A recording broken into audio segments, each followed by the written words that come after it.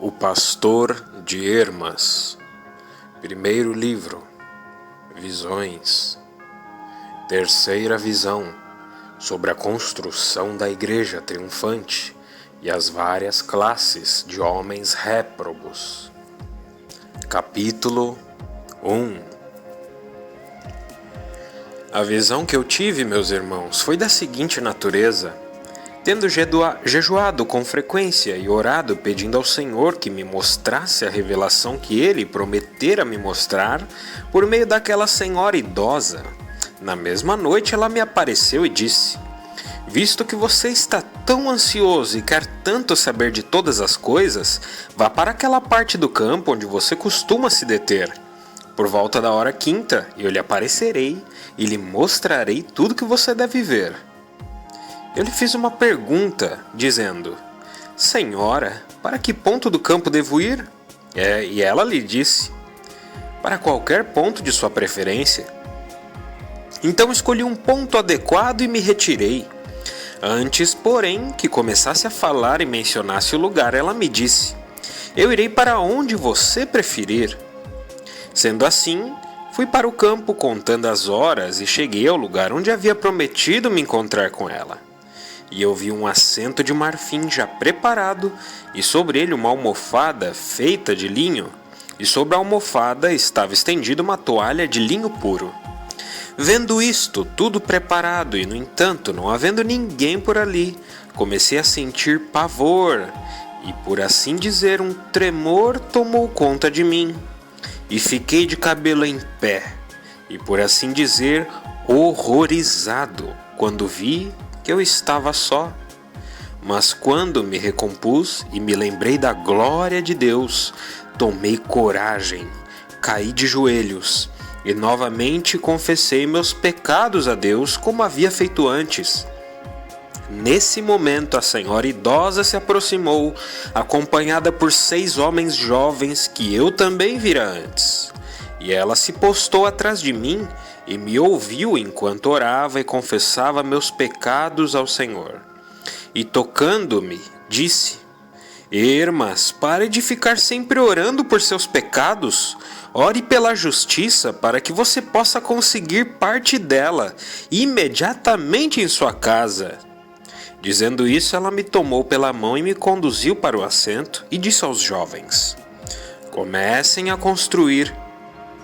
Quando os jovens haviam se afastado e nós estávamos sós, ela me disse: sente-se aqui.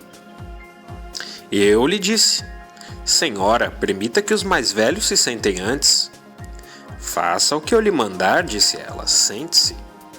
Quando eu quis me sentar à sua direita, ele não me permitiu, mas com um aceno da mão mandou-me sentar à sua esquerda. Enquanto pensava sobre isso e sentindo-me chateado por ela não ter permitido que me sentasse à sua direita, ela disse: você está chateado, Hermas? O lugar à direita é para outros que já agradaram a Deus e sofreram pelo nome dele. E você ainda tem muito a conquistar antes de poder sentar-se com eles. Mas permaneça como agora em sua simplicidade, e você se sentará com eles, e com todos os que fazem o que eles fizeram, e suportaram o que eles suportaram. Capítulo 2. Que suportaram eles? Disse eu. Ouça, disse ela, açoites, prisões, grandes tribulações, cruzes, feras selvagens, pelo nome de Deus. Por conta disso, a eles é atribuída a distinção da santificação à mão direita, e a todos os que sofrerão pelo nome de Deus. Aos outros é atribuída a distinção à mão esquerda, mas tanto para os que se sentam à direita quanto para os que se sentam à esquerda, os prêmios e as promessas são os mesmos. Mas só os que se sentam à direita desfrutam de alguma glória. Você então deseja muito sentar-se à direita com eles, mas suas falhas são muitas. Mas você será purificado, e todos aqueles que não se entregam a dúvidas serão purificados de suas iniquidades, até o dia de hoje. Dizendo isso, ela fez menção de ir embora, mas caindo a seus pés, Eu lhe implorei pelo Senhor que me mostrasse a visão que me prometera mostrar. E então ela novamente me segurou pela mão e me ergueu, fazendo-me ocupar o assento à sua esquerda, e erguendo uma esplêndida varinha, me disse: "Você não está enxergando alguma coisa grande?" E eu disse: "Minha senhora, não enxergo nada." Ela me disse: "Olhe, você não enxerga ali adiante uma grande torre construída sobre as águas com esplêndidas pedras quadradas?" Pois a torre construída pelos 6 jovens que vieram com ela era quadrada, mas milhares de homens estavam carregando pedras para a torre, alguns arrastando-as das profundezas, outros removendo-as da terra, e eles as entregavam a esses 6 jovens. Eles as iam tomando e construindo, e as pedras que eram arrancadas das profundezas eram usadas na construção exatamente como estavam, pois elas eram polidas e se encaixavam exatamente nas outras pedras e ficavam tão unidas umas às outras que as linhas das junções eram imperceptíveis. E deste modo, a construção da torre parecia feita de uma única pedra. As pedras, porém, que eram retiradas da terra tinham um destino diferente, pois os jovens rejeitavam algumas delas, outras eram encaixadas na construção e algumas eram cortadas e atiradas para longe da torre. Muitas outras pedras, porém, jaziam ao redor da torre, e os jovens não as utilizavam na construção, pois algumas eram ásperas, outras apresentavam rachaduras, outras eram pequenas demais e outras eram brancas e redondas, mas não se encaixavam na construção da torre. Além dessas, vi outras pedras atiradas para longe da torre e caindo na estrada. Contudo, elas não permaneciam na estrada, mas eram roladas para um lugar intransitável. E vi outras caindo no fogo e queimando, outras caindo perto da água e, no entanto, não conseguindo rolar para dentro da água, embora quisessem ser roladas para baixo e cair na água. Capítulo 3. Depois de mostrar-me essas visões, ela quis se retirar. Eu lhe disse: "De que me adianta ter visto tudo isso, se não sei o que significa?" Ela me respondeu: "Você é um sujeito esperto, querendo saber tudo o que se relaciona com a torre." "Exatamente, minha senhora," disse eu, "para que possa contar tudo a meus irmãos, a fim de que, ouvindo essas coisas, eles possam conhecer o Senhor em sua grande glória." E ela disse: "Muitos de fato ouvirão, e ouvindo alguns vão se alegrar e alguns vão chorar. Mas mesmo estes, se ouvirem e se arrependerem, também vão se rejubilar. Ouça, portanto, as parábolas da torre, pois as vou revelar a você, e não me importune mais acerca da revelação, porque essas revelações têm um fim, já foram completadas. Mas você não deixará de orar pedindo revelações, porque é desavergonhado. A torre que viu em construção sou eu mesma, a igreja, que lhe apareci agora e numa ocasião anterior. Pergunte então tudo o que quiser acerca da torre e eu revelarei, para que você possa rejubilar-se com os santos." Eu lhe disse: "Visto que a senhora se digna revelar-me tudo de uma vez, revele tudo." Ela me disse: "Tudo que deve ser revelado será revelado. Simplesmente deixe que seu coração esteja com Deus, e não duvide de nada do que vir." Eu lhe perguntei: "Por que a torre foi construída sobre as águas, minha senhora?" Ela respondeu: "Já lhe disse antes, e você ainda indaga com cuidado. Assim a indagação descobrirá a verdade." Ouça então, porque a torre está construída sobre as águas. É porque sua vida foi e será salva por meio da água. A torre foi fundada sobre a palavra do onipotente e glorioso nome e se mantém unida, graças ao invisível poder do Senhor. Capítulo 4. Em resposta eu lhe disse: "Isso é magnífico e maravilhoso. Mas quem são os 6 homens que se ocupam da construção?" E ela disse: Esses são os santos anjos de Deus que foram criados primeiro, e a quem o Senhor entregou toda a sua criação para que eles possam aumentar, construir e governá-la inteira. Por eles será concluída a construção da torre. Mas quem são as outras pessoas que se ocupam em carregar as pedras? Elas também são santos anjos do Senhor, mas os 6 primeiros são superiores a eles. A construção da torre será concluída e todos se rejubilarão ao redor dela, glorificando a Deus porque a torre está acabada. Eu lhe perguntei dizendo: Senhor, eu gostaria de saber o que aconteceu com as pedras, o que significam seus vários tipos. Em resposta, ela me disse: Não é porque você é mais digno que os outros que esta revelação deve ser-lhe feita, pois há outros antes de você, e melhores, a quem essas visões deveriam ter sido reveladas. Mas para que o nome de Deus possa ser glorificado, a você foi feita a revelação, e servirá para que aqueles que duvidam e ponderam em seu coração se essas coisas acontecerão ou não. Diga-lhes que todas essas coisas são verdadeiras, e que nenhuma delas vai além da verdade. Todas são sólidas e seguras e se baseiam numa fundamentação robusta. Capítulo 5. Ouça agora sobre as pedras que entram na construção. As pedras brancas quadradas, que se encaixam perfeitamente umas nas outras, são os apóstolos, bispos, mestres e diáconos que viveram na pureza e piedade, atuando como bispos, mestres e diáconos de modo casto e respeitoso para com os eleitos de Deus.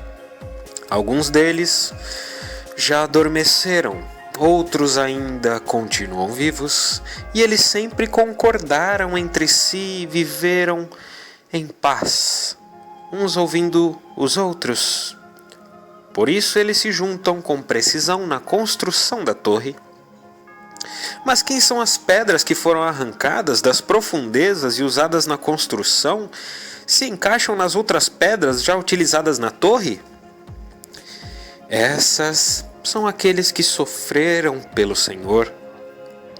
Mas eu gostaria de saber, minha senhora, quem são aquelas outras pedras que foram retiradas da terra?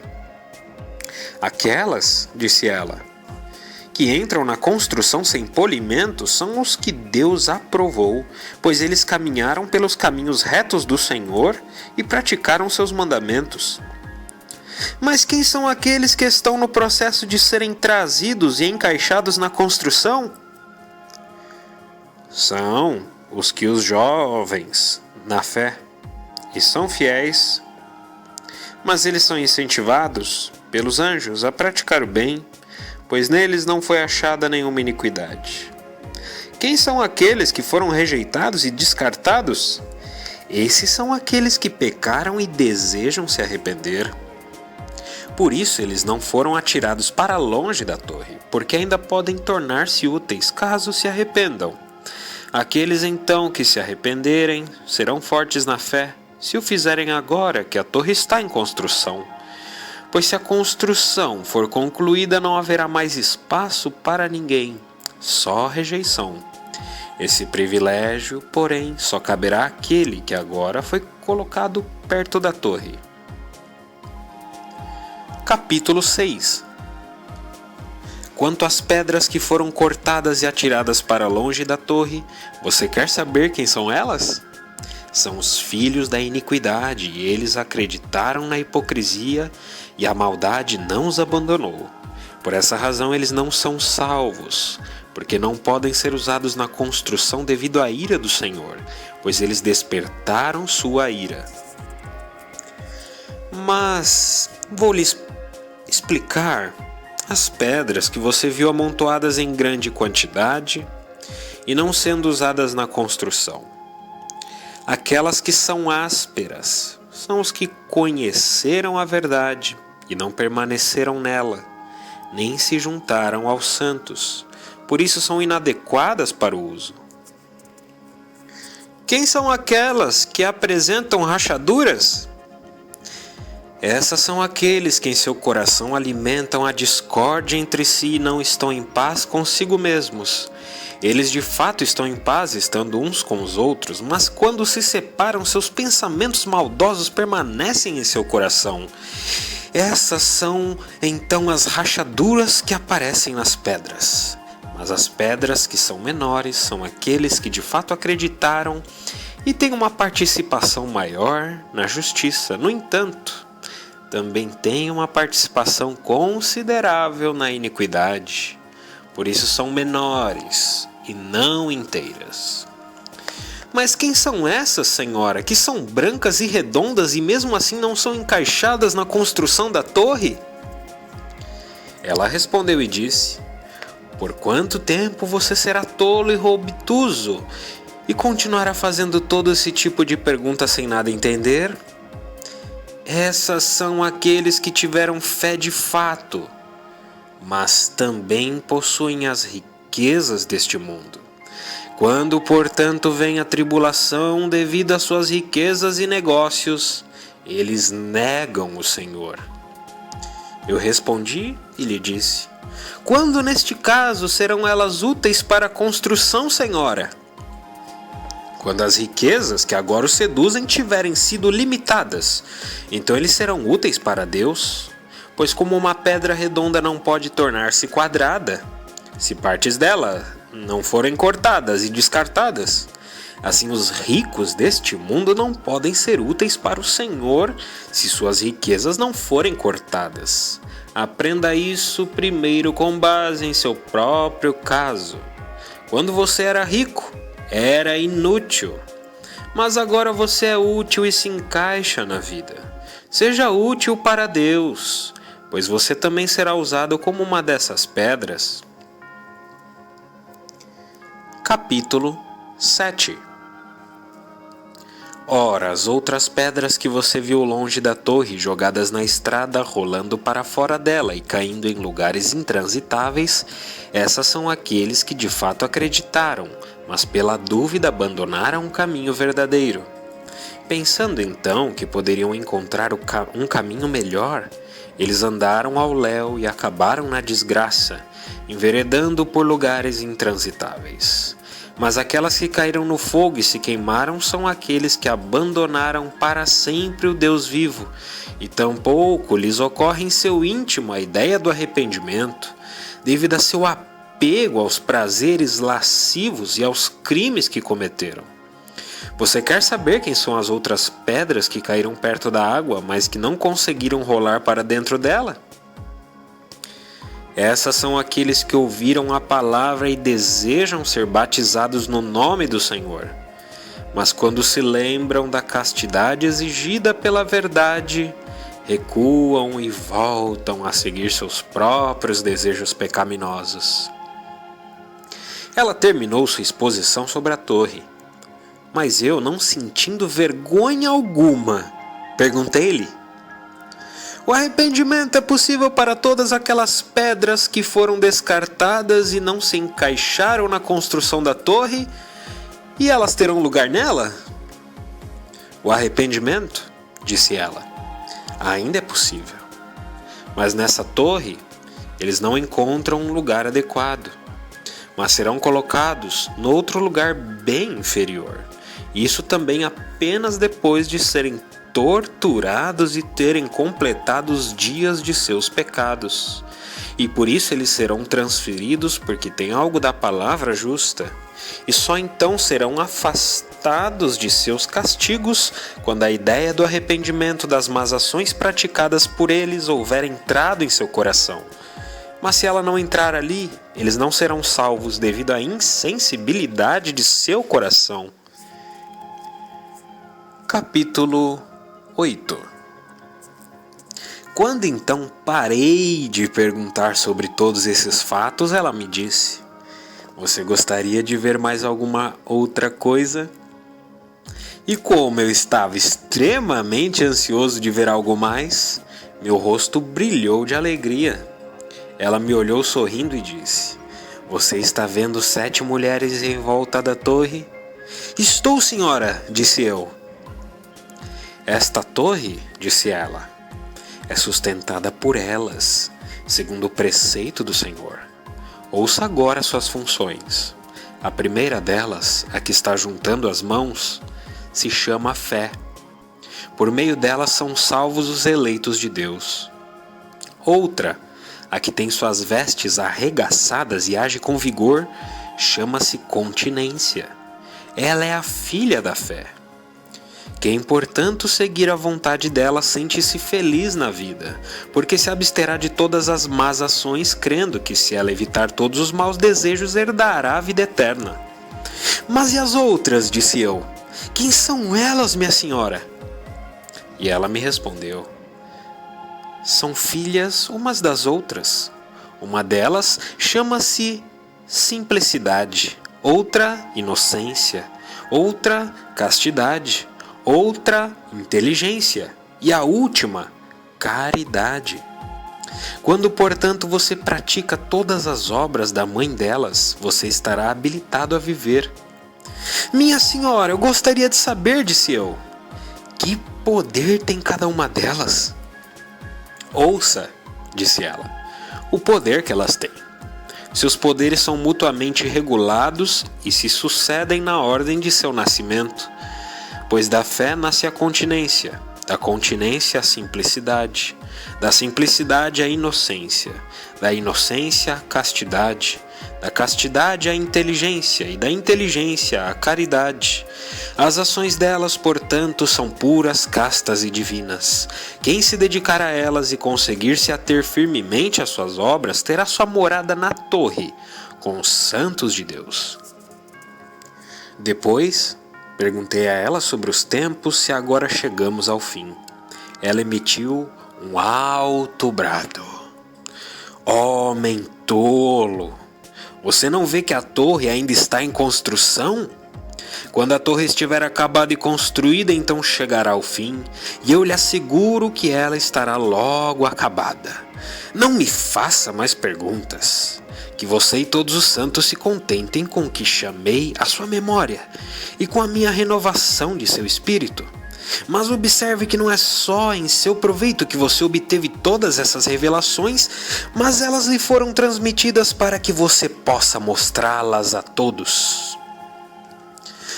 Pois após 3 dias, e você deve cuidar para não se esquecer disso, eu quero que transmita todas as palavras que estou dizendo aos seus ouvidos, para os ouvidos dos santos, para que, ouvindo-as e pondo-as em prática, eles possam ser purificados de suas iniquidades e você juntamente com eles. Capítulo 9. Meus filhos, ouçam-me. Eu os criei em grande simplicidade, inocência e castidade por causa da misericórdia do Senhor, que sobre vocês fez cair sua justiça para que possam tornar-se justos e santos, isentos de todas as suas iniquidades e depravações. Agora, portanto, prestem atenção e vivam em paz uns com os outros. Visitem-se mutuamente, cada um carregue o fardo do outro e não usufruam as criaturas de Deus sozinhos, mas doem boas quantidades delas aos necessitados. Pois alguns, por meio da abundância de sua comida, produzem a fraqueza do corpo, e assim o corrompem, enquanto o corpo de outros que não têm comida é corrompido por sua alimentação insuficiente. E por isso seus corpos se desgastam. Essa intemperança na alimentação é assim ofensiva para vocês que têm abundância e não distribuem nada entre os necessitados. Fiquem atentos ao julgamento que está por vir. Vocês, portanto, que ocupam uma posição importante, procurem os famintos, enquanto a torre ainda não está acabada. Pois depois que ela estiver acabada, vocês desejarão fazer o bem, mas não terão nenhuma oportunidade. Fiquem atentos, portanto, vocês que se vangloriam de sua riqueza, para evitar que os gemidos dos necessitados subam até o Senhor, e vocês sejam deixados com todos os seus bens do lado de fora da porta da torre. Por isso agora digo a vocês que presidem a igreja e gostam de ocupar os primeiros assentos: não sejam como os boticários, pois os boticários transportam suas drogas em caixas, mas vocês carregam sua droga e veneno no coração. Vocês estão endurecidos e não desejam purificar seu coração. E juntando unidade de propósito à pureza de coração, vocês podem obter a misericórdia do grande Rei. Fiquem atentos, portanto, meus filhos, para que essas suas dissensões não os privem de sua vida. Como vocês vão instruir os eleitos do Senhor se vocês mesmos não têm instrução? Instruam-se, portanto, uns aos outros, e vivam em paz entre vocês mesmos, para que eu também, apresentando-me alegre diante de seu Pai, possa prestar contas de todos vocês a seu Senhor. Capítulo 10. Quando ela terminou de falar comigo, aqueles 6 homens jovens que estavam ocupados na construção vieram e a levaram para a torre, e outros 4 ergueram um assento e também o levaram para a torre. O rosto desses últimos eu não vi, pois estavam virados para o lado oposto. E enquanto ela se afastava, pedi-lhe que me revelasse o significado das 3 formas em que ela me apareceu. Em resposta, ela me disse: sobre elas você deve pedir a outro que lhe revele seu significado. Pois ela me aparecera, irmãos, na primeira visão no ano anterior sob a forma de uma senhora extremamente idosa sentada numa cadeira. Na segunda visão, sua face era jovial, mas a pele e os cabelos acusavam a idade, e ela permaneceu de pé enquanto falava comigo. Ela também estava mais jovial do que na primeira ocasião. Mas na terceira visão ela era inteiramente jovem e perfeitamente bela, excetuando-se apenas que tinha os cabelos de uma idosa. Mas seu rosto resplandecia de alegria e ela estava sentada. Agora, eu me sentia muito triste em relação a essas aparições e ansiava por desvendar o significado dessas visões. E então vejo a senhora idosa numa visão noturna, dizendo-me: todas as orações devem ser acompanhadas de humildade. Jejue, portanto, e você obterá do Senhor o que suplicar. Eu jejuei, portanto, por 1 dia. Naquela noite apareceu-me um jovem que disse: por que você frequentemente pede visões em sua oração? Tome cuidado, para que pedindo muitas coisas não venha a prejudicar seu corpo. Dê-se por satisfeito com essas revelações. Você será capaz de ver revelações maiores do que aquelas que já viu? Eu lhe respondi dizendo: meu Senhor, uma única coisa eu peço, que a revelação possa ser completa no que diz respeito a essas 3 formas. Ele me respondeu: por quanto tempo você será insensato?